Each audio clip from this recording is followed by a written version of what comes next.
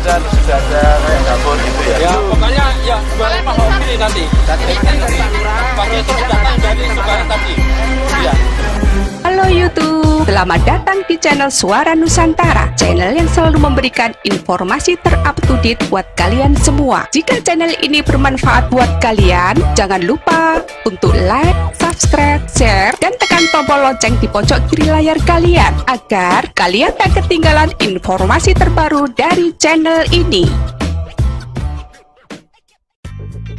Hasil survei yang menempatkan elektabilitas Ganjar Pranowo di urutan tertinggi kedua setelah Prabowo Subianto menuju pemilihan presiden 2024 mengingatkan kita akan jangka atau ramalan Joyoboyo terkait inisial G sebagai calon pemimpin masa depan. Setelah masuk radar lembaga survei, benarkah Ganjar masuk radar Joyoboyo? Dari hasil survei indikator politik 16-18 Mei 2020, Ganjar Pranowo 11,8% berada di urutan kedua elektabilitas tertinggi setelah Prabowo Subianto 14,1%.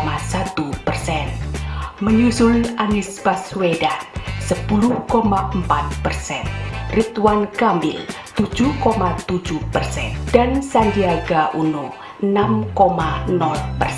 Elektabilitas Ganjar naik tipis 2,7% dibanding Februari 2020 hanya 9,1%.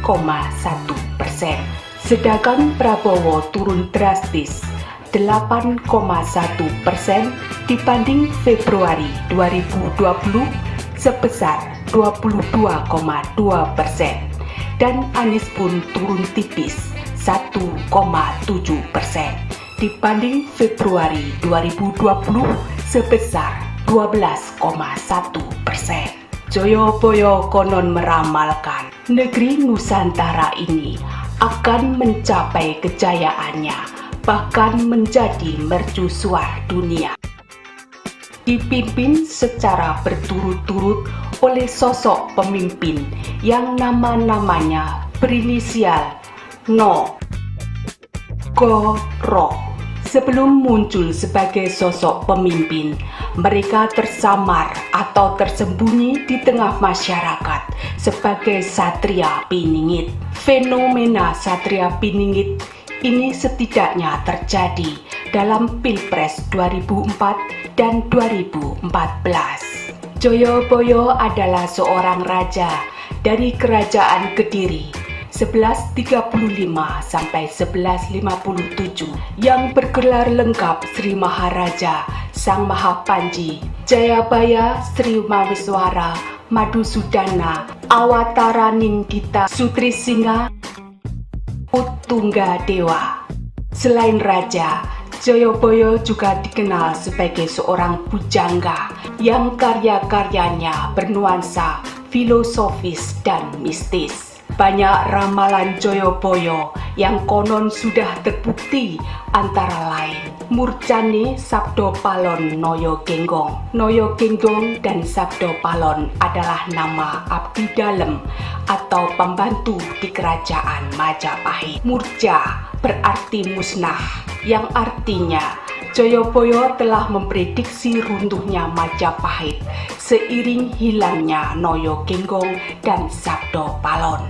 Lalu semut ireng anak-anak sapi atau semut hitam beranak sapi yang ditafsirkan bangsa Belanda atau orang kulit putih datang menjajah bangsa Indonesia atau orang kulit hitam. Juga kebo nyabrang kali atau kerbau menyeberang sungai yang ditafsirkan Belanda sudah puas mengeruk kekayaan kita lalu pergi meninggalkan Indonesia.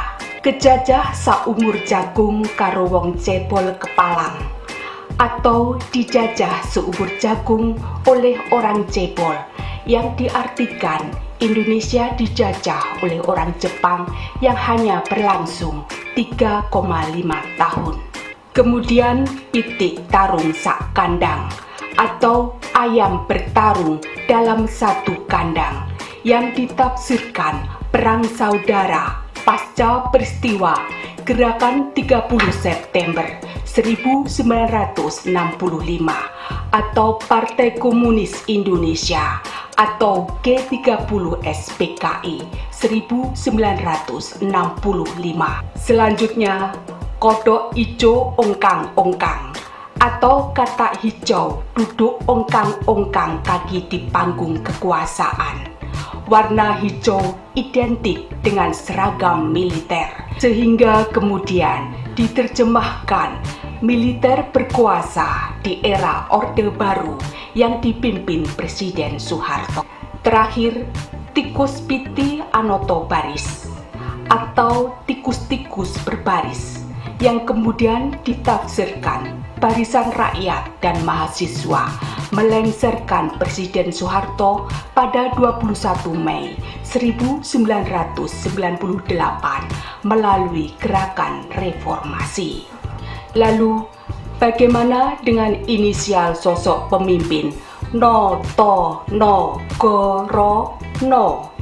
Diasosiasikan dengan Soekarno, proklamator dan presiden pertama Republik Indonesia yang berkuasa sejak 1945 hingga 1967.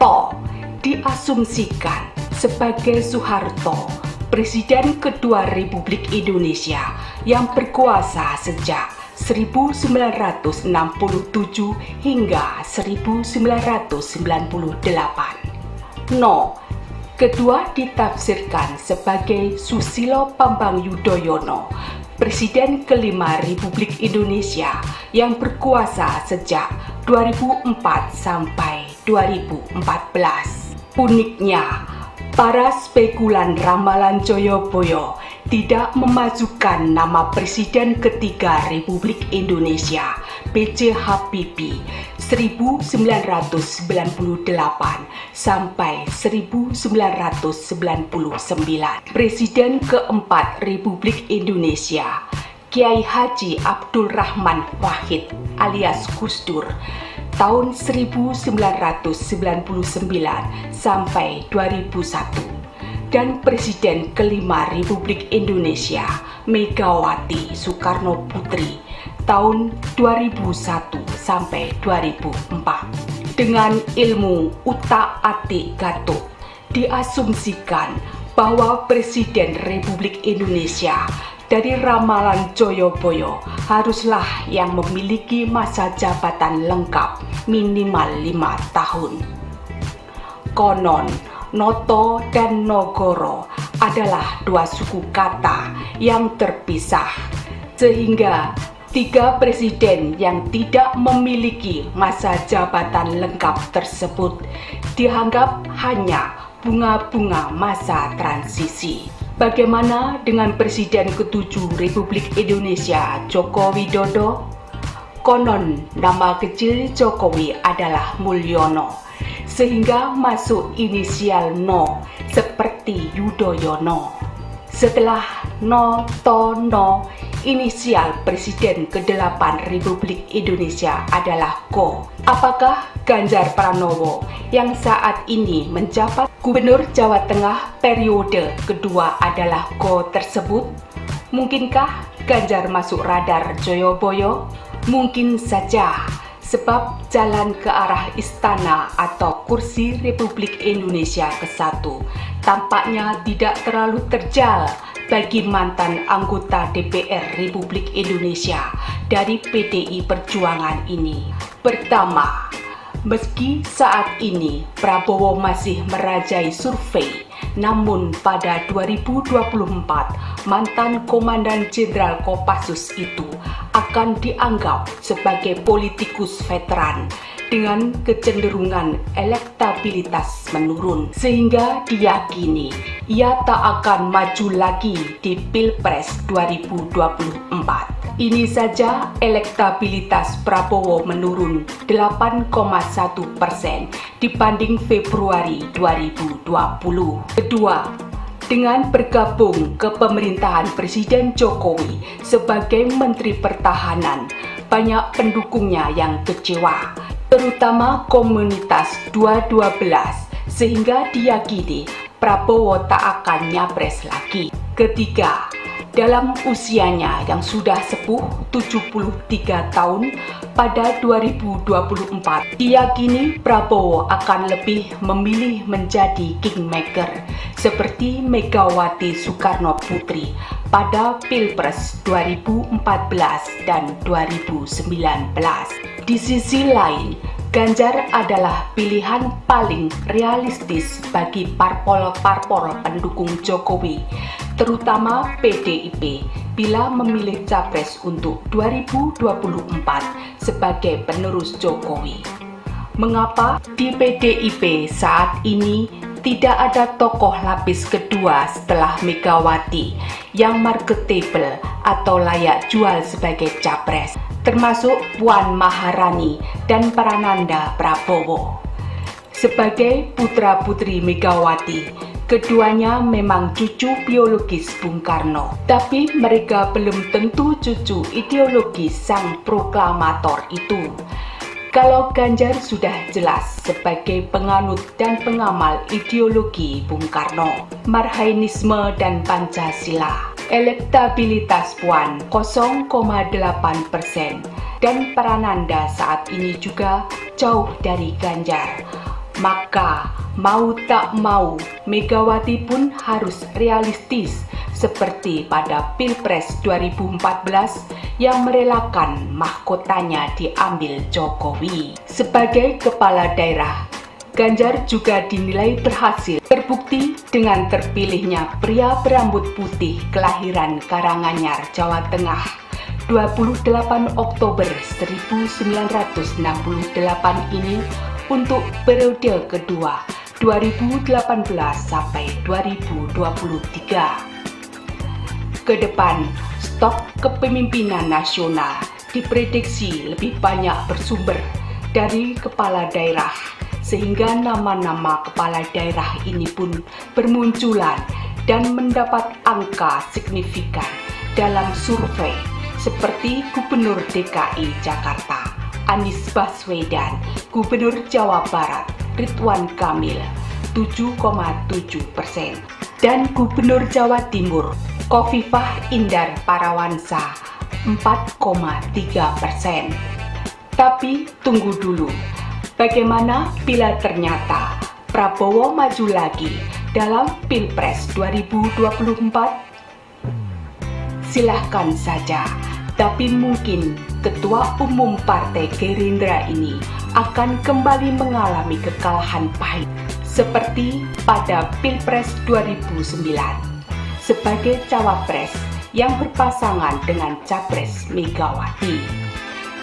Pilpres 2014 sebagai capres yang berpasangan dengan cawapres Hatta Rajasa, dan Pilpres 2019 sebagai capres yang berpasangan dengan cawapres Sandiaga Uno. Ingat nasib Prabowo, ingat pula kita akan nasib Sisyphus dalam mitologi Yunani. Alkisah Albert Camus tahun 1913 sampai 1960. Sastrawan eksistensialis asal Prancis itu tahun 1942 menulis De Sisyphe atau mitos Sisyphus. Sisyphus adalah tokoh dalam mitologi Yunani yang dikutuk untuk selama-lamanya mengulangi tugas yang sia-sia, yakni mendorong batu ke puncak gunung, namun ketika hendak mencapai puncak, batu itu menggelinding jatuh kembali. Sisyphus pun harus mengulangi pekerjaan mendorong batu itu ke puncak, lalu jatuh lagi, lalu dorong lagi, begitu seterusnya. Mengapa Sisyphus dikutuk? Karena ia mencuri rahasia para dewa. Akankah nasib Prabowo benar-benar seperti Sisyphus? Semoga tidak. Demikian informasi yang bisa kami sampaikan. Semoga bisa bermanfaat bagi kita semua.